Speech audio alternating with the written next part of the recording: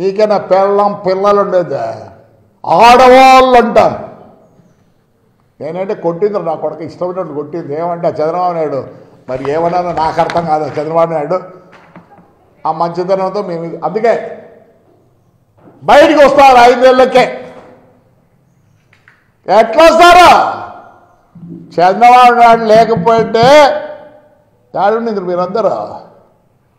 ఆయన మంచితనంతో మాకు చేతులు కట్టేసినాడు. కార్యకర్తలన్నీ ప్రతిదీ మాట్లాడతారా? సిగ్గులా ఆడోళ్ళ గురించి నువ్వు ప్రస్తావన చేస్తావు. అయిపోద్దా?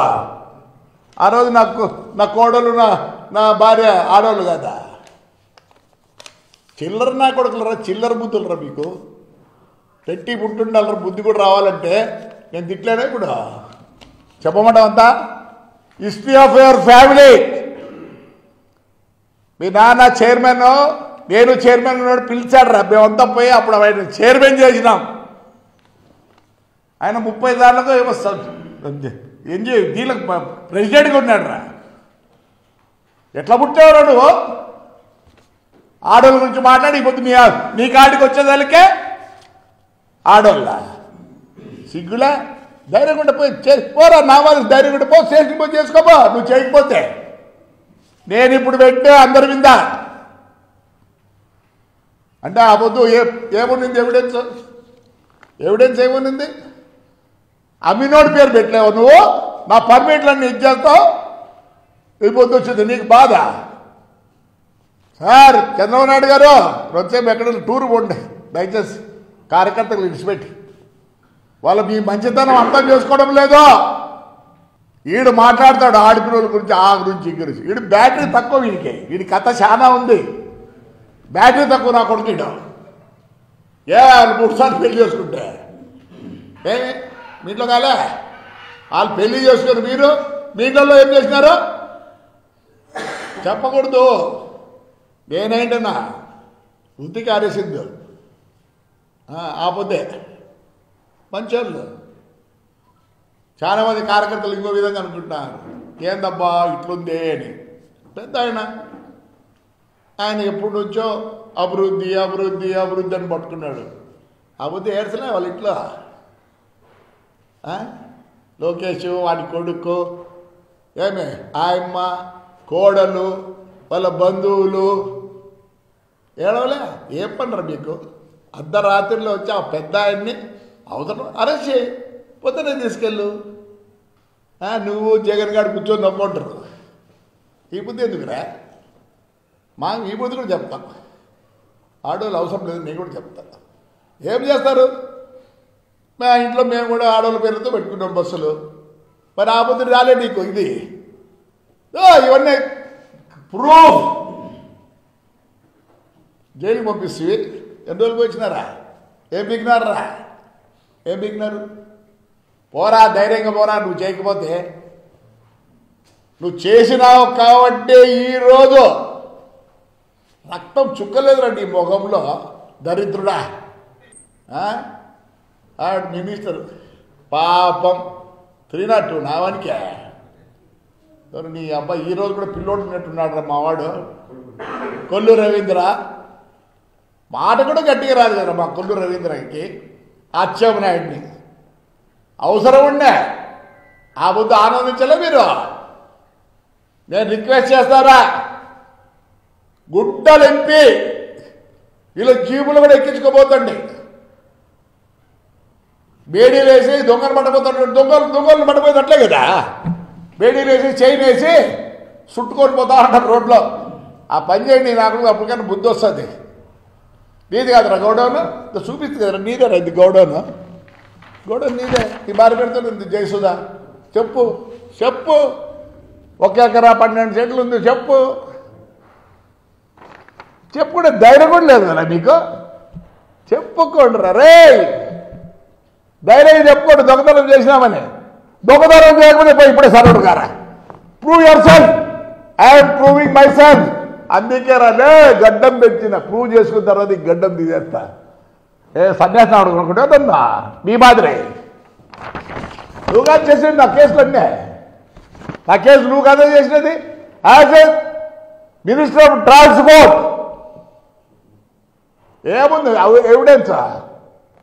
బావాలు ఎందుకు నేను కేసులు పెడితే కూడా ఇంకా పూమ్మా అంటారు, నాకు తెలియదు. ఏమైనా మాట్లాడితే నేను పార్టీకి బాగుండదు. సిగ్గులే పోరా సరౌండర్ గారు. రేపు పొద్దున్నే నువ్వు ధైర్యంగా నువ్వు చేయకపోతే నువ్వా ఆ పవన్ కళ్యాణ్ ఎందుకురా అంత దూరం పోతే?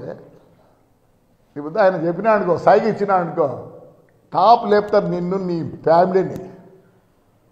ఏమనంటే ఆడోళ్ళు ఈ బుద్ధి వచ్చేదిలే. ఆడోళ్ళు ఆ బుద్ధి లేదో నీకు తెలియదా? పాపం నీకు ఒక్కరికే ఫ్యామిలీ ఉండేది. సిగ్గులేరా బస్తాలు బియ్యమా? ఎంత నీచెవరా నువ్వు? అసలుకి దేవుడికి నిన్ను సహించాడు. బీదోళ్ళది అటు ఇటు మీకు పత్రికల్లో ఒక పలుకుబడి ఉంది, మీకు మీడియా ఉంది, ఛానల్స్ ఉన్నారు. మీరేం చేసినా అద్భుతం అమోఘం అని పొగిడేటటువంటి వారు ఉన్నారు. కాబట్టి మీరు పొగిడే కార్యక్రమాలు చేసుకుంటూ ఉన్నారు. మీ జీవితం అంతా కక్ష సాధింపులతోనే నడిచింది. అయితే మీది ఒకటి ఉందిలే, అందరూ మెచ్చుకోదగిన అంశం ఏంటంటే కక్ష సాధింపులు అంటే కనిపించవు బయటికి. మా ప్రాంతంలో చెబుతారు, మీ ప్రాంతంలో ఉందో లేదో, తడిగుడ్డలతో గొంతులు కోసేయటం. మటలు చేయటం ఉండవు, తడిగుడ్డలతో గొంతులు కోసేయటం ఏకంగా. పోస్ట్ మార్టంలో కూడా దొరకదు ఎక్కడ కొట్టింది అర్థం కానంత ఘోరంగా కక్షలు తీర్చుకునేటటువంటి స్వభావం కలిగినటువంటి వ్యక్తి నారా చంద్రబాబు నాయుడు గారు. ఏదైనా తన అధికారం కోసం ఎంతకైనా తెగించేటటువంటి వ్యక్తి. హత్యలకు, కుట్రలకు, కుతంత్రాలకు, కక్ష సాధింపులకు, అధికారం పొందడం కోసం, పొందిన అధికారాన్ని నిలబెట్టుకోవడం కోసం ఎంతకైనా దిగజారేటటువంటి వ్యక్తి నారా చంద్రబాబు నాయుడు గారు. అలాంటి నారా చంద్రబాబు నాయుడు గారు వాళ్ళు ఏం చెప్తున్నారయ్యా, మాకు మేము కక్ష సాధింపులు చేయమండి, కక్షలు మాకు తెలియదండి, కక్షలు లేకోకుండానే చాలా సుదీర్ఘంగా పరిపాలన చేస్తామనేటువంటి దొంగ మాటలు చెప్పేటటువంటి కార్యక్రమాలు ఇవాళ నారా చంద్రబాబు నాయుడు గారు చేస్తున్నారు. ఇది చాలా దారుణమైన విషయం. అంతేకాదు, నేను ఇంకోటి చెప్తా. మా పేరు నాని గారు మంత్రిగా చేశారు. ఆయన ఏం చేస్తున్నారండి? వాళ్ళ ఆయన కేసు పెట్టారు, ఆయన భార్య మీద కేసు పెట్టారు. ఏం కేసు అండి అది? ఒక గోడౌను, ఆయన అందరిలాగానే గోడౌన్ తీసుకున్నాడు, దానిలో బియ్యం పెట్టారు, ఆ బియ్యం పోయినాయి. పోతే ఏంటని చేసింది? అకార్డింగ్ టు ది అగ్రిమెంట్ ఏంటి దానిలో ఉన్నది? అకార్డింగ్ టు అగ్రిమెంట్ మీరు డబ్బులు వసూలు చేసుకోవచ్చు. What is that? Criminal case ఏంటి? నాకు అర్థం కాలేదు. అంటే నాని గారి మీద కక్ష పట్టారు. నాని గారు మంత్రిగా చేశారు, నాని గారు నాలాగానే మీడియా ముందుకు వచ్చి అనేక విమర్శలు చేశారు. కాబట్టి నాని గారి మీద ఉన్న సివిల్ కేసు కేవలం ఫైన్తోనో లేకపోతే లాసును పూడ్చుకోవడానికి కావాల్సిన డబ్బులు తీసుకోవడం కోసం చేసేటటువంటి దానిలో కేసు పెట్టారు. ఎవరి మీద? భార్య మీద కేసు పెట్టారు. భార్య యాంటిసిపేటరీ బెయిల్ తెచ్చుకున్నారు, ఆయన మీద కేసు పెట్టారు, ఆయన యాంటిసిపేటరీ బెయిల్ తెచ్చుకున్నారు. ఏం చేస్తున్నారండి ఇప్పుడు మీరు? పోలీస్ స్టేషన్ పిలుస్తారా? ఒక మహిళని, ఒక కేవలం రాజకీయాలకు సంబంధం లేనటువంటి ఒక సోదరీమణిని, కాపు సోదరీమణిని మీరు పోలీస్ స్టేషన్కి పిలిచి అక్కడ కూర్చోబెట్టి కింద పైన ప్రశ్నలు, గందరగోళాలు చేయటం, మానసికంగా హింసించడం, ఇది కక్ష సాధింపు చర్య కాదే? ఇది న్యాయం కోసం మీరు పోరాడుతున్నారే, ఇది ధర్మమా? దానికి సమాధానం మాత్రం చంద్రబాబు నాయుడు గారి దగ్గర లేదని మనం చేస్తున్నా. అంతేకాదు, మా చెవిరెడ్డి భాస్కర్ రెడ్డి గారు 2 సార్లు శాసనసభ్యుడిగా గెలుపొందినటువంటి వ్యక్తి, మొన్న ఒంగోలులో నిలబడి ఓటమి పాలయ్యాడు. ఆయన రిప్రజెంట్ చేసినటువంటి నియోజకవర్గంలో ఇంతకుముందు ఒక మహిళ మీద అత్యాచారం జరిగితే ఆ మహిళను పలకరించడానికి వెళ్ళాడు. దానికి ఎంత యాగం చేశారండి? ఆ ఏ మహిళ అయితే అత్యాచారానికి గురి అయిందో ఆ మహిళ తండ్రిని పెట్టుకొని ఒక వైట్ పేపర్ మీద సంతకం పెట్టుకున్నారు పోలీసులు. సంతకం పెట్టుకుని ఫోక్సో కేసు పెట్టారు. ఒక మైనర్ బాలిక మీద అత్యాచారం జరిగితే నిందితుల మీద పెట్టేటటువంటి కేసును తీసుకొచ్చి పలకరించడానికి వెళ్ళేటువంటి మా మాజీ శాసనసభ్యుడైనటువంటి మా చెవిరెడ్డి భాస్కర్ రెడ్డి మీద పెట్టి హింసించే కార్యక్రమం చేయలేదా?